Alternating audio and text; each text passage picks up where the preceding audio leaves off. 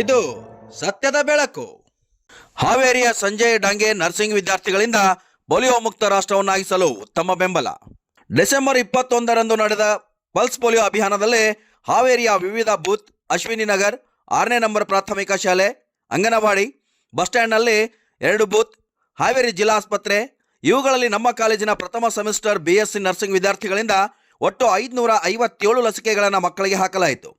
ಈ ಕಾರ್ಯಕ್ರಮ ಯಶಸ್ವಿಯಾಗಲು ಕಾಲೇಜಿನ ಅಧ್ಯಕ್ಷರು ಹಾಗೂ ಕಾಂಗ್ರೆಸ್ ಪಕ್ಷದ ವಕ್ತಾರರು ಡಾಕ್ಟರ್ ಸಂಜಯ್ ಕುಮಾರ್ ಅವರು ಸ್ವತಃ ಮಕ್ಕಳ ಕಲಿಯುವಿಕೆ ಹಿನ್ನೆಲೆ ಉತ್ತಮ ಅವಕಾಶ ಕಲ್ಪಿಸಿದ್ದು ಇದು ಉತ್ತಮ ಬೆಳವಣಿಗೆಯ ಒಂದು ದಿಟ್ಟ ಹೆಜ್ಜೆಯಾಗಿದೆ.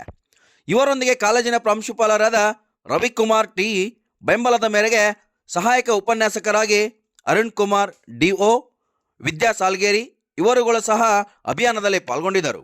Vajraksha news report, ಕಲಂದರ ಎಲೆದಳ್ಳಿ, Haveri.